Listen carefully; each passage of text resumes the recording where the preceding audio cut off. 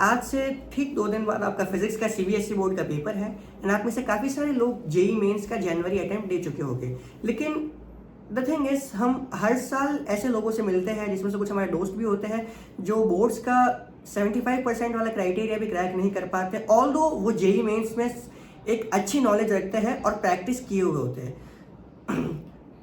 The thing is के the bare minimum objective approach that we have for JEE is not sufficient for CBSE boards because in boards we require a subjective approach. तो इस video में हम यही discuss करेंगे कि last के 2 दिन में एक सब्जेक्टिव अप्रोच कैसे बिल्ड किया जा सके, कैसे अपने पेपर को अटेम्प्ट किया जा सके जिससे कि आप एक सॉलिड स्कोर ऑफ 90+ उस सब्जेक्ट में सिक्योर कर पाए। इस पहले देख लेते हैं कि आपको पेपर अटेम्प्ट कैसे करना है, जो कि सबसे इंपॉर्टेंट एस्पेक्ट है। सो ये मेरे पास एक सैम्पल पेपर है जो कि उसी पैटर्न का है जैसे 2025 में पैटर्न आने वाला है। सो इस बार आपको 33 क्वेश्चंस देखने को मिलेंगे आपके पेपर में, जो कि 5 सेक्शंस में इक्वली 5 सेक्शंस में डिस्ट्रीब्यूटेड रहेंगे। Section A contain 16 questions which are basically MCQs, 12 MCQs and 4 assertion and reasoning based question, जिसके अंदर एमसीक्यूज ही हो गए, बस आपको अलग से थोड़ा दिमाग ज़्यादा लगाना पड़ेगा for 1 mark each obviously. Section B would contain 5 questions of 2 marks each.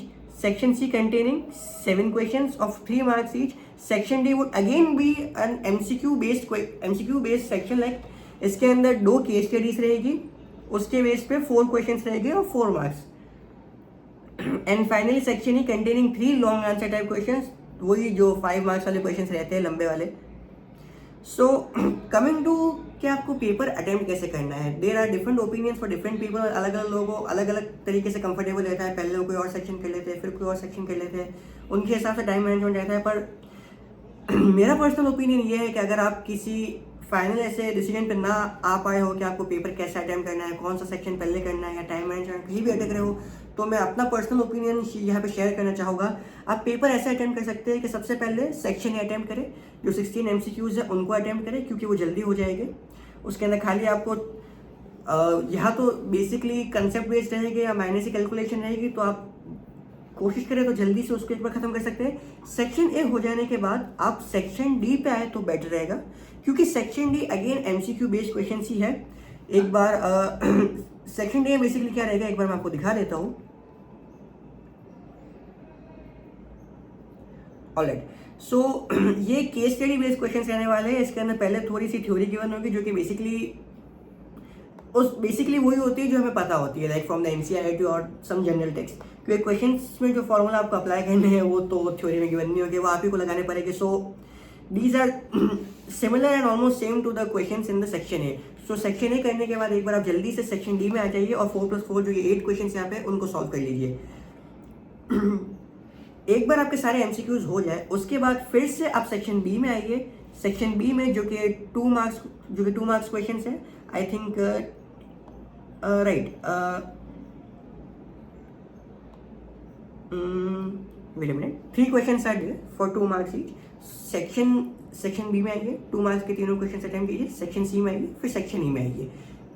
एक बार आपके एमसीक्यू हो जाएंगे तो उसके बाद जनरली ऐसा रहता है, मतलब ह्यूमन टेंडेंसी रहती है कि एमसीक्यू एक बार हो जाए तो उसके बाद जो थ्योरेटिकल पार्ट है वो बाद में हो जाता है। लेकिन यहीं पर अगर आप थ्योरेटिकल पार्ट पहले अटेम्प्ट करते हैं, ऐसा मेरा मानना है, तो उसमें टाइम भी ज़्यादा लगेगा, आपको ऐसा लगेगा कि टाइम जल्दी जा रहा है, गड़ी जल्दी भाग रही है। उसके बाद एमसीक्यूज में आप गलती कर सकते हैं, क्योंकि उस टाइम पे ऐसा होगा कि आप उतने अच्छे से आप सेग्रीगेट नहीं कर पाएंगे।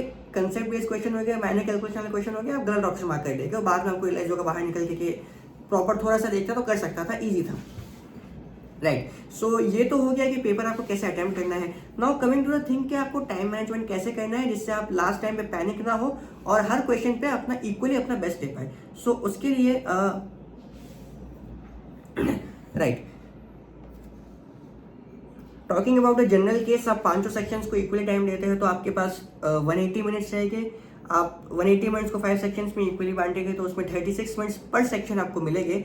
सो सेक्शन ए डिस्कस करते हैं। अगर आप सेक्शन ए कर रहे हैं, सेक्शन ए में 16 क्वेश्चन है और फेयर डिस्ट्रीब्यूशन के अकॉर्डिंग अगर आप 36 मिनट सेक्शन ए को दे रहे हैं तो 16 क्वेश्चन से 36 minutes will get you 2.25 minutes पर क्वेश्चन, एंड जो कि मेरे ओपिनियन में थोड़ा सा ज़्यादा ही है, क्योंकि अगर आप प्रॉपरली सारी चीज़ें जानते हैं और तो I think 1 to 2 minutes would be sufficient for you to do one MCQ.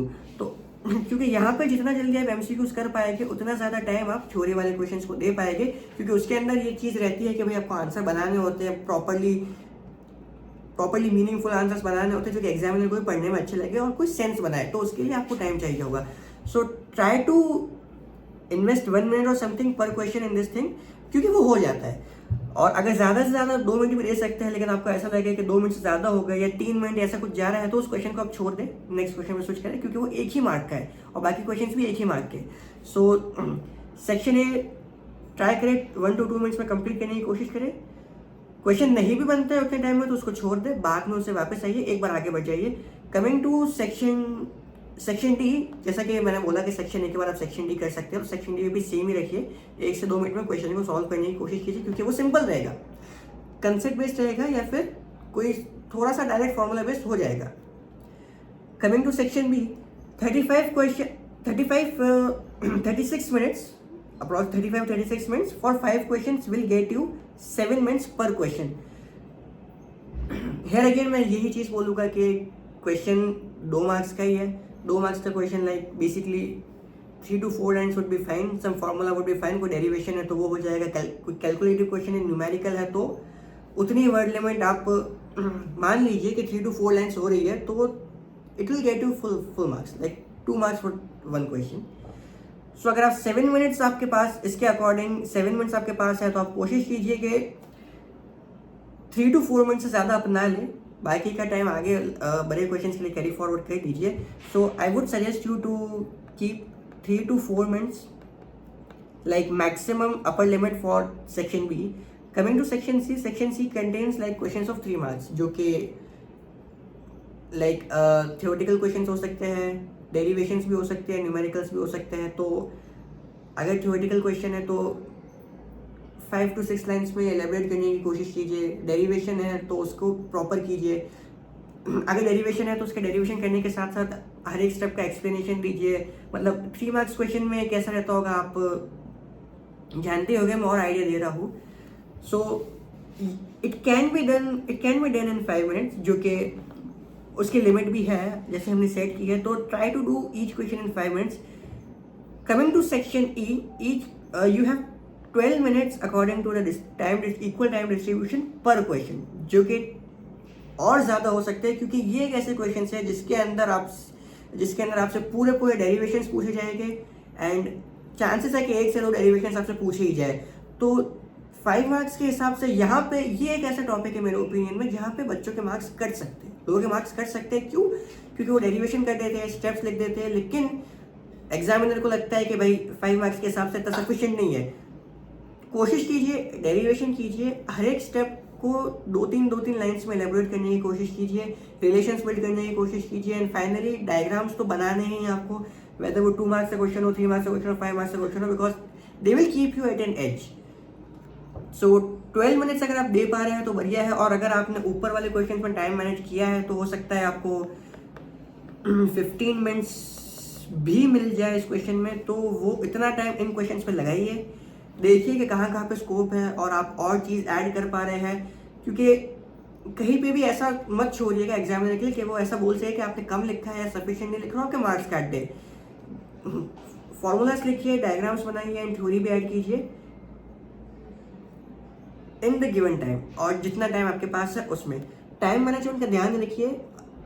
कोशिश कीजिए एनालॉग वॉच पहन के जाइए, क्योंकि वो बोर्ड्स में अलाउड होती है, नहीं तो नहीं भी पहन के जा रहे हैं तो एग्जाम जो इन्विजिलेटर है उससे आप पूछते रहिए और टाइम का ध्यान रखिए।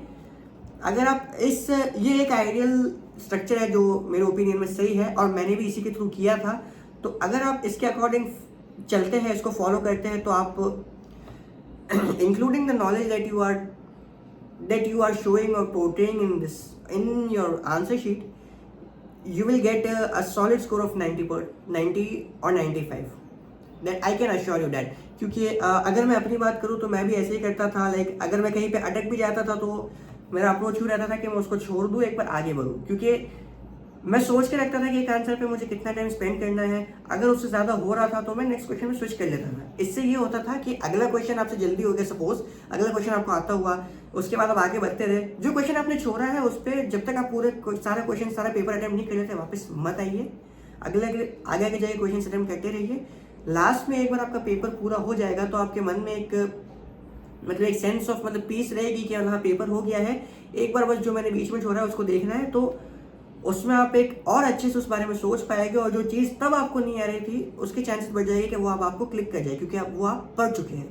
ऐसा कीजिए, अगर आप कहीं पे अटक रहे हैं तो आगे बढ़ जाइए, ऐसा मैं करता था।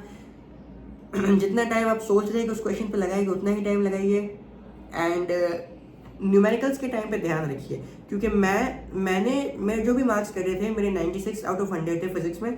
जो ये 4 मार्क्स मेरे कटे थे वो सिर्फ और सिर्फ सिली मिस्टेक्स की वजह से कटे थे। एक नंबर शायद कुछ मैंने कोई एक कंसेप्ट कोई एक लाइन मिस करी तो उस वजह से थ्योरेटिकली उसने काटे थे, बाकी जो 3 नंबर मेरे बाकी के कटे थे वो कैलकुलेशन मिस्टेक से ही कटे थे, क्योंकि वो एक कैलकुलेशन उतनी ज़्यादा जेई लेवल की नहीं रहेगी। आप में से बहुत सारे लोग जेई एस्पायरेंट्स हैं, तो you might be dealing with such entangling calculations and all that। और अगर मैं बोर्ड्स की बात करूँ तो उसमें इतनी खतरनाक कैलकुलेशन नहीं आएगी, उसमें ऐसी कैलकुलेशन आएगी जो आपसे हो रही होगी।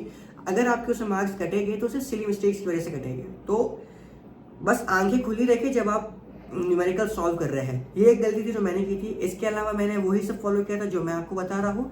उसके बाद मेरा इतना स्कोर रहा था। So yes, that's how you should attempt the paper. अब जल्दी से एक बार ये देख लेते हैं कि लास्ट के 2 दिन में आपको क्या करना चाहिए। So try to make slots of 3 hours, at least 3 घंटे बैठने की हैबिट बना लीजिए, क्योंकि आपको पेपर के दिन भी 3 घंटे बैठना है, तो आपकी बॉडी को आप इस हिसाब से अडेप्ट कर लेंगे तो it would be fine, it would be better. और कोशिश कीजिए कि ऐसे ही 3 से 4 स्लॉट्स आप दिन में बैठते हो 3-3 घंटे के। 3 से कम ना ही करें तो बेटर है। आपकी कैपेसिटी हो तो आप 4 घंटे तक जा सकते हैं। आपका पेपर इस बार रहने वाला है 10:30 to 1:30। सो एक चीज़ जो कि मैं बिल्कुल रिकमेंड करूँगा और हर किसी को रिकमेंड करूँगा, आप सैम्पल पेपर्स लगाइए, 2 सैम्पल पेपर्स लगाइए, एक 19th को एक 20th को, और इसी टाइम स्लॉट पर जिस टाइम में आपका पेपर रहने वाला है, so that your body can adapt the timing. आप कोई भी सैम्पल पेपर लगा सकते हैं जो कि आपके इंस्टीट्यूट या फिर स्कूल ने प्रोवाइड किया हो। आप चाहें तो पिछली बार का भी कोई पेपर लगा सकते हैं। इसके अलावा अगर कोई एडिशनल चीज़ जो मैं अपनी तरफ से बोलना चाहूँ, क्या क्या चीज़ आपको कवर कर लेनी है। सो एक बार अगर आप NCERT के जो एग्जाम्पल्स हैं, इंटेक्स क्वेश्चंस हैं,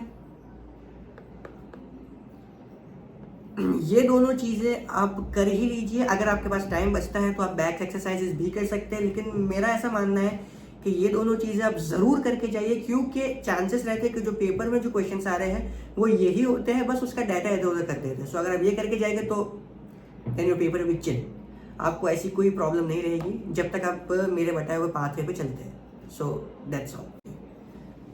so guys that's all from my side. ये सारी इन्फॉर्मेशन मैं समझता था कि आपको पता होनी चाहिए, इसलिए बता रहा हूँ। स्टिल कोई रॉकेट साइंस नहीं है, सिंपल सा एग्जाम है, जैसा पढ़ के जाओगे वैसा लिखोगे। बस इस बात का ध्यान रखना है कि किसी भी क्वेश्चन को आप खाली ना छोड़ें। आपको लास्ट तक नहीं आ रहा है, पूरा पेपर आपने अटेम्प्ट कर लिया, फिर भी वो जो क्वेश्चन आपने छोड़ा था आपको नहीं आ रहा है, कोशिश करें कि उससे मिलता जुलता उसी कंटेक्स्ट में कुछ भी लिख दे। कोई एक ऐसा फॉर्मूला, कोई 1-2-3 ऐसी जो जैसा क्वेश्चन ने पूछा है वो लिखने की कोशिश करें, क्योंकि वो एग्जामिनर कंसिडर करेगा और उसके भी मार्क्स आपको मिल सकते हैं। स्टिल सिंपल सा पेपर है, पढ़ के जाइए, अच्छे से लीजिए, ज़्यादा टेंशन मत लीजिए, क्योंकि अगर आप जेईई के एस्पायरेंट्स हैं तो ये आप कर ही लेंगे। And that's all from my side. All the best to you all. Thank you.